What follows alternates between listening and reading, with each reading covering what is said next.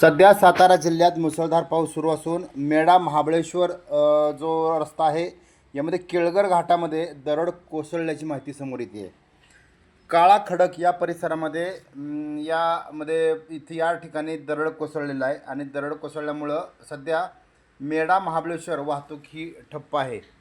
यामध्ये विशेषतः PWD आणि पोलीस यांच्या सहकार्यानं JCBच्या माध्यमातून ही दरड हटवण्याचं काम सुरू आहे. महत्त्वाची आत्ताची बातमी ती म्हणजे मेढा महाबळेश्वर रस्त्यावर केळगर घाटामध्ये दरड कोसळलेली आहे.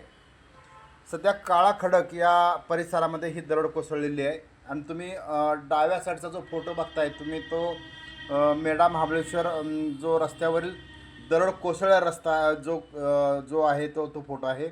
मधलं जो व्हिडिओ दिसतोय तो आहे तो म्हणजेच महाबळेश्वर परिसरामध्ये सुरू असलेला मुसळधार पाऊस आणि जो उजव्या बाजूचा जो व्हिडिओ आहे तो म्हणजे धबधबे जे आहेत ते ओसंडून वाहू लागलेले आहेत सातारा जिल्ह्यातील सर्वच धबधबे.